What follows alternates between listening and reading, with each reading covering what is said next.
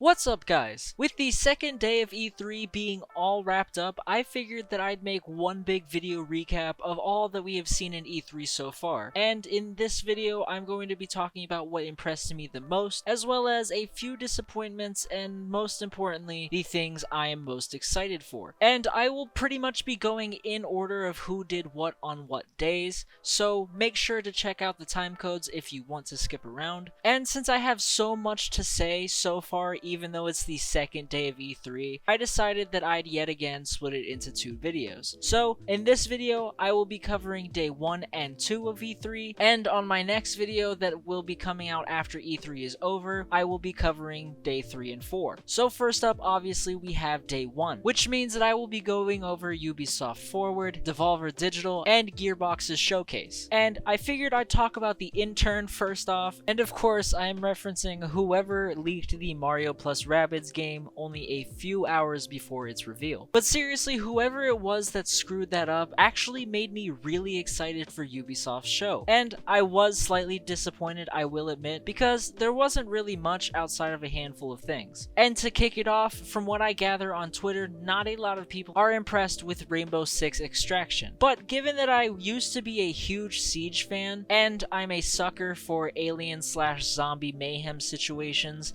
I am going to have to bite my tongue before I say that I'm excited for Extraction, because I think I may need to see a little bit more before I'm completely sold on it. But I am definitely not disappointed with it by any means. Moving on, I was honestly expecting Ubisoft to be done with Valhalla either this year or the next, but they're actually investing in it even more with a second DLC and plans for next year as well. And I'm definitely here for it because that shows that the devs really do care for Valhalla. And given that I am a huge fan of Viking-themed games, as well as this being my favorite game since Brotherhood, making me return to it again and again will not get a negative reaction from me whatsoever. Far Cry 6 already has a season pass, which I'm not going to lie is pretty weird, but we can play as the villains for the very first time to my knowledge, and I love it. This announcement actually has me really excited for what happens in 6, and has me wondering how the DLC is relevant to the story. Avatar: The Last Airbender got a gorgeous looking game. Oh shit, wait, wrong Avatar. But seriously, Avatar: Frontiers of Pandora is gorgeous. And with James Cameron giving us like a million of these Avatar movies in the next 10 years, I think sliding some extra content into a video game form is a fantastic idea. And though I never thought this game would happen, I am pretty excited. I also may have been wrong about the Star Wars prediction that I made,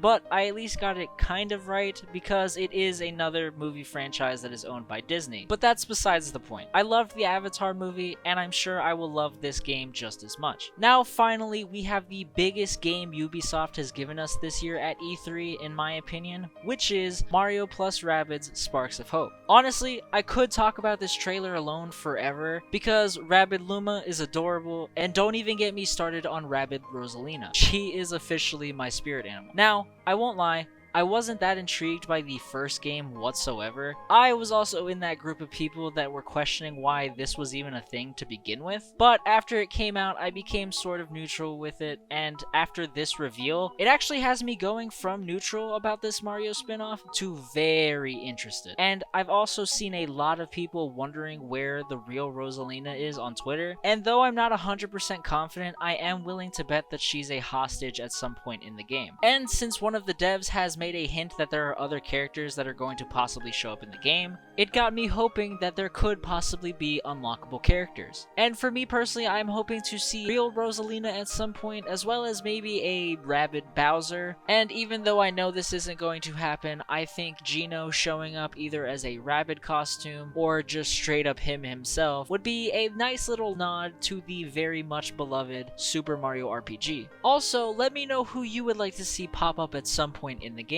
And now, since we are on the subject of RPGs, Devolver Digital really only had Death's Door, but I'm not complaining at all because it looks absolutely fantastic. This year honestly is the year for RPGs apparently. I mean, we did just get Mario plus Rabbids, and with Square Enix having Dragon Quest III's remake and Project Triangle Strategy, 2 Final Fantasy games coming out this year, as well as some additional RPGs going around that I will cover later in the video, you can't really tell me that I'm wrong. And personally, personally, with all of these announcements of these amazing looking RPGs, I don't really know what I'm going to do. Now we have Gearbox as the final portion for day one. Honestly, I loved the intro to the presentation. Gearbox knows the dumb, stupid humor that I love so much, and they nailed it. But that isn't what you guys want to hear, so we got a little bit of a look into the Borderlands movie, which I'm sure a bunch of Borderlands fans are very excited for. And following that, of course, we have Tiny Tina's Wonderlands, which honestly looks just as ridiculous as Borderlands. Having a spin-off for it that is a fantasy looter shooter is honestly something I never expected from Gearbox, but I can't wait to see just how insane it is. Following that, we got a look into a top-down version of Valheim in Tribes of Midgard. It honestly looks great, though I don't really think that I will end up playing it. And that's pretty much it for day one. So honestly, if you were to ask me, day one was pretty underwhelming. Mario plus Rabbids and Death's Door are the only games from day one that I know for a fact I will be getting without question. But that's not to say there isn't a bunch of potential from the other games that I have mentioned. And with that being said, let me know what you think of day one. And now we move on to day two. Xbox and Bethesda's showcase definitely did not disappoint on the other hand. Honestly, I am a tiny bit disappointed we didn't get more from Starfield, but I understand that it was just a teaser trailer. Now, with Halo Infinite, we got a little bit more of a look into the story, though it wasn't really much. We got the announcement of a free-to-play multiplayer, which is absolutely insane. I'm sad that we didn't see more of the campaign than what we did, but I can't really complain because that Samurai Spartan armor that they showed in the multiplayer trailer is fucking gorgeous. And I am definitely looking forward to seeing what the hell is going on with all of those flashy gadgets that were being used. Moving on to a game called Stalker 2, which looks really good. I've never heard of this series, but it does kind of remind me of Escape from Tarkov if it had a story and was a little bit more futuristic. And then after that, we got a look into the gameplay for Battlefield 2042, which honestly,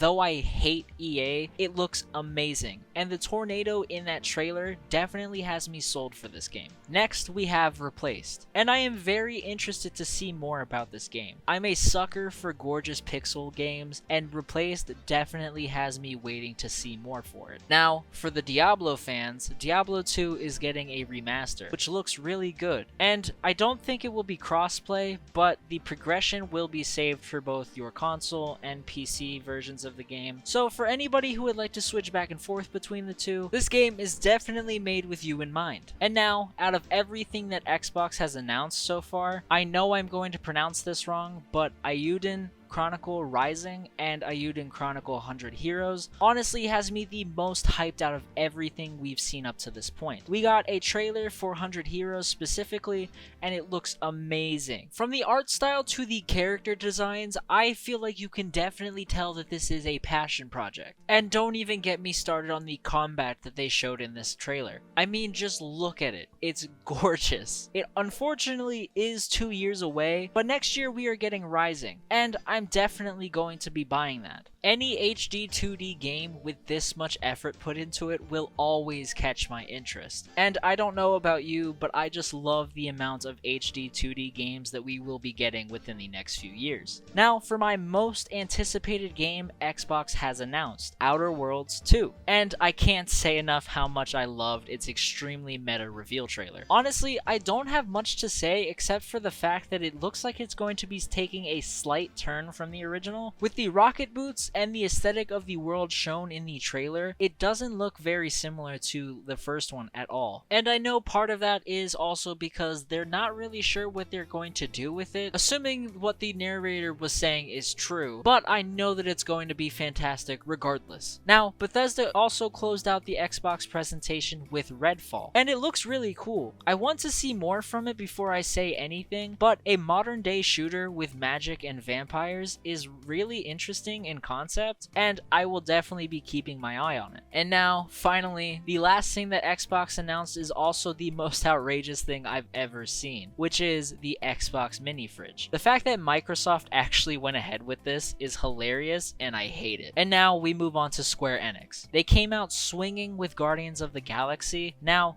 I know that I have done nothing but torn apart Avengers for as long as I've been making video essays, but I was just as hyped for Avengers at this point when we got the reveal. Though I am very much in love with this Guardians game, I am still going to be very wary of the mistakes that Square Enix made with the Avengers game. But putting that aside, I love how everybody looks, especially Gamora. And the fact that it is a choose-your-own-adventure game where you are Star-Lord is a very different take compared to Avengers. And I'm hoping they did learn from their mistakes, because holy shit do I want to play this game. But outside of that, there really wasn't much else, purely because of the fact that they spent 10 minutes on this Guardians of the Galaxy game, which is kind of disappointing. But that isn't to say that there was nothing, because Square Enix also stated their plan to remaster the first 6 Final Fantasy games, which is absolute insanity. And I'm really hoping that I'm not the only Final Fantasy fan that is excited about this. And unfortunately, we got nothing for Final Fantasy 16,